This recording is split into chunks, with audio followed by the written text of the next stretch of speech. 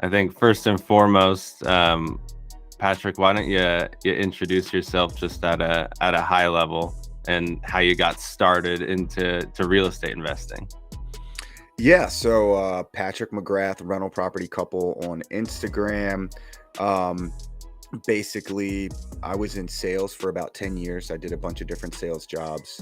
Um, was good at talking to people, and I really liked the aspect with sales, with which was, you know, the harder you work, the more effort you put in, the more sales that you make, the more money that you make. So that really drove me. Um, to be able to, over the last 10 years, build up a nice windfall of cash. And I always knew that I wanted to invest in real estate. Like, I just always saw everybody that was living the lifestyle that I wanted to live and ultimately see myself as. Um, they own some form of real estate or were involved in real estate somehow. So just like everybody else, I read Rich Dad Poor Dad and started hopping on Bigger Pockets. And that really kind of led me down the trail to real estate and investing, in rental properties. And we kind of got started, bought our first house back in 2013. And I always knew it wasn't going to be our forever house. So we bought a foreclosure. And my wife and I, girlfriend at the time, we spent the next couple of years fixing it up, just doing random stuff, bathrooms, painting, like backsplash, all that kind of stuff. And we took out a home equity line of credit on that house. And that was basically how we were able to get the money to kind of buy our first investment property, which we didn't do until 2017. So about 5 years ago.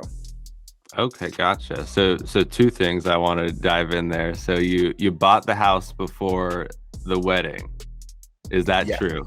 You bought the house together before the wedding. So did we. Me and my lady, still not married yet, but we have two properties now together without it, and we don't regret it at all. You know, either situation, it's setting up our marriage better or it's setting us up as individuals better.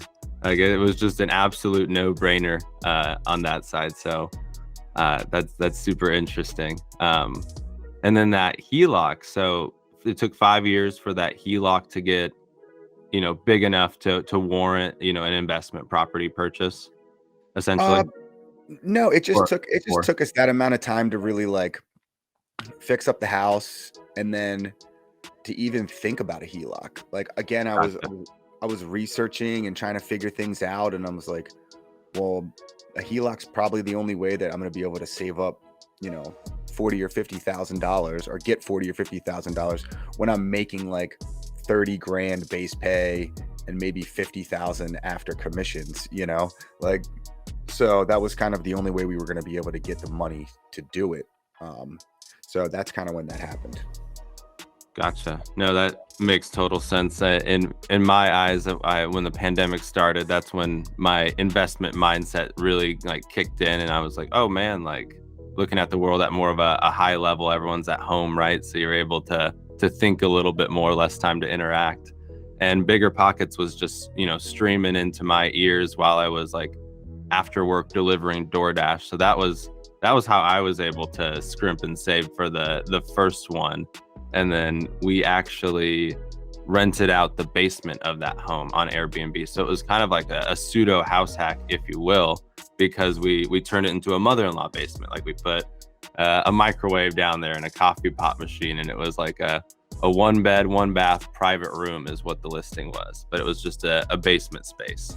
But that worked. Like, that was $22,000 in the first year, which was like the difference and the exact down payment to buy the next primary residence and turn the old house into a full Airbnb. So That's amazing. Such a good strategy, man. Such a good strategy. yeah, anyone could do it too, because it's like any market, even if there's an HOA that's super, super strict, it doesn't matter if you live in the house and you're renting out the room for a short time frame. Like, that is your home, your primary residence. At that point, you have that right to do that. Can't do it if you don't live there, right? The neighbors will catch on, and that's mortgage fraud and other things. But if you're living there, you can totally legally rent out that room like 99% of the time. But enough about what I'm doing. So with that said, that's how you got started. Now, what does your portfolio look like today? Yeah, so today we currently have 23 rental units. So we have, after we bought that first investment property, we got another single family. Then we bought a triplex. Then we got a quadplex. Then we sold those two first single families, and we did what's called a 1031 exchange. So we used all of the gains tax-free and rolled it into the down payment for the 10-unit apartment building. And then we bought a 6-unit apartment building earlier this year. We're currently under contract on a 5-unit commercial space. And then I'm in negotiations on a 7-unit that I have the contract, just haven't signed it yet because we're trying to figure out the financing on that. But 23 now, should be at 35 in the next 6 months. Gotcha. And 28 of that is pretty locked up, and then that last 7 is just a financing decision at the end of the day. Yeah, basically just trying to figure out just trying to figure out how much we're gonna seller finance, and then how much we're going to get through the bank. So we're just trying to find that magic number. I want to be at $3,000 a month total to the seller for the seller carryback and to what I owe the bank. So I'm just trying to figure out how to get those numbers to work. But yeah, it'll happen. Gotcha. Yeah, no. See, the market right now, even though the larger, broader media is going to say that it's a bad housing market, we're going through a crash, it's going to be the best time for investors to buy right now. Like, there's so many more levers to pull. Like, you were not able to get seller carry, even on like savvy investors that knew you and were like willing to cut you a favor. Like, they'd accept your slightly over asking price. That would be the favor they'd cut you. They have no seller carry, and now that opportunity is there. I actually had the opportunity to interview Cody Davis earlier too, and he was on Bigger Pockets, and he's only 22. He may be 23 now, but either way, at 22, he already had 84 units, all seller carry. No network, no family in the business, family and like that's well off, well connected. Nope, went out on his own and went from 0 to 84, 19 years old to 22. Got a 12-unit seller carry to start. That's amazing. Yeah, I mean, you can do it. I mean, the difference between getting seller carry and not getting seller carry is just asking. That's it. I mean, I just make sure that in each one of the offers that I'm presenting, seller carry is always 100% one of the options. There's no other option, Hey, you can seller carry 20%, 15%, or 10%. Here's how the price is going to change, and if I'm buying it, this is what I need, and yeah, it works. And that's how we've been able to scale, and that's how we've been able to acquire, these last 3 properties. And on each of the 2 new ones that I'm talking about, they have a seller carry component as well. The commercial building, I mean, he's holding 20% for 3 years at 5% interest only. That's what they're going to do on the 7-unit building too. It's probably going to be closer to like 400,000. And yeah, he's going to do a 5 to 7 year term. So yeah, we're going to be able to buy these, big deals for maybe 5% out of pocket. Yeah, that's incredible. 5% out of pocket, nothing on the credit report either to get into it. Yeah, that's exactly. Yeah, that's really interesting. And what I thought about too at face value because 4 or 5 months ago, I was like, oh, seller carry finance, it's going to be a thing. Here we come. Because it was already, somewhat of a thing at that point too, when 5.5% and 6% was starting to get to be the normal mortgage interest rate. Seller carry deals were starting. and now it's a little bit easier, to get that seller carry deal, but there's so many avenues now to pull with the seller carry. Exactly. But my next question for you is, all things considered, what are your real estate investing goals just in general? What do you want to get out of the real estate portfolio? Is it the business itself, or a lifestyle that the business could provide? Maybe a mix of both. Yeah, I think it's twofold, really. One, first and foremost, it is the lifestyle that it can provide. I was able to quit my job last year. I've been a year, W-2 free, all because of real estate, and at that time, I think we only had 17 units. So, you know, that was first and foremost, like, I didn't want to work for anybody else. I want to be able to do my own thing, and real estate has the power to be able to do that, and I've been able to do that. So that's one of them. But the next goal is we're looking to hit $30,000 a month, passive income. That's kind of like our near target goal.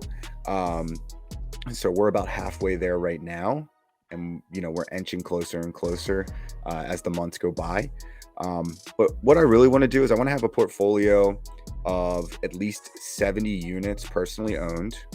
So that's no help. That's not syndicating them or anything else. That's all personally owned. We want to build up a large vacation rental business for like Airbnbs, but have them in multiple different locations that we would want to travel to. So in 5 to 10 years, hopefully they'll be close to being paid off, and we'll have awesome vacation spots all over the country. And then I really want to get into larger commercial deals. So those 50, 100 plus unit deals where I will be doing like syndication style stuff. Well, I'll be raising money and helping, knock down these bigger deals, because it's the challenge for me, really. Like, I just love finding deals. I love talking to owners. I absolutely love the whole cycle of real estate, like taking something that's worth, X to someone, and then, doing my vision, and then it's now worth Y to somebody else. So it's just a really, really cool process, and there's so many different ways to do it, and it's just exciting. So I don't really see me ever like retiring. I was just gonna say, yeah, it sounds like you'll always be somewhat in the trenches to a degree. Maybe not front lines, but it sounds like you want to do at least something. You want to spark some part of the business. You don't want to be an end decision maker at any point. You can. It sounds like you're working towards 90% of the day to be like that, but it doesn't sound like you'll be able to quite pull out all the way from being on the front line. Yeah, it would be boring. Life would be boring, man. You can only agree. Golf and go on vacation so much. Like, I do get enjoyment out of doing stuff. Right now we self-manage, so the next goal would be to either start a management company, or have a third party management company start managing some of the properties, but we're just not there yet. That's why I need to hit that 50 to 70 number, because then it makes sense to hire a property manager. For me, I know there's people out there that have 2 or 3 doors and they have property management and swear by it, but they're also still working a W-2 job, Right. So you're able to pay yourself a little more. It's an added bonus. It's like that's a side hustle I'm willing to do at this point, right? Especially, so our gross rents are, $32,000 a month right now. So if you're paying someone 8 to 10%, that's $3,200 a month. Am I getting $3,200 a month worth of phone calls and headaches? I'm not, but I'm sure at 50 or 70 units, there'll probably be more, and I'll be willing to kind of push some of that off. So yeah, and I come from a long-term property management background, so you know, and at least in my market, I know that companies would give you 5% right now for 23 units. Mhm. But the caveat is none of them would do the short-term rental side, and most of those companies are 10 to 25%. Vacasa coming in at a strong 30%. Those guys are awesome for that. Exactly. Yeah, so, you know, well, I'll get it figured out. But Yeah. I'll always be in the business, you know, for, at least for the foreseeable future. I don't see that really changing. No, that's awesome. Yeah, I just started in property management out of college and wasn't really looking at it from an investor mindset, but now I'm like very thankful that that was the job that was the best job at the time, right? It wasn't even so much as like, oh, I really want to get property management. It was like, oh, you're gonna be a discount on my apartment and it's pretty decent pay. All right, like, and I get to do some marketing. That's what I went to school for. Great. Like, this is cool. But now, yeah, much more long-term mindset on real estate investing, very similar to you. I'm just starting with that short-term first perspective. But to wrap up the interview, do you have any types of deals you're specifically looking for, certain markets, certain areas, or just opportunities just in general that you wouldn't mind someone reaching out to you for? Yeah, right now I am looking for apartment buildings between, you know, 15 and 30 units in the Maryland, Pennsylvania, Virginia area that you know, are under $3 million. Um, that would be for the higher end of the numbers, but I'm looking for that. I'm also looking for any storage facilities, so RV boat storage facilities. I definitely want to get into that space. If anyone's got any deals that aren't in the middle of like BFE somewhere, you know, that's got a decent location with people. Um, yeah, definitely hit me up. That's the type of stuff that I'm looking for. I would be willing to partner with anyone who brings me an opportunity like that in some capacity. Um, Even if you've never taken down something big, like I'd be happy to teach you, mentor you through the thing, and you know, kind of lock it up together. So, if anyone's got any deals out there, definitely shoot me a DM. I'm happy to at least review it, talk to you, see what we can make happen. No, that's awesome. Yeah, most of my network is West Coast, but hopefully someone gets this on the East Coast that maybe has something in their back pocket.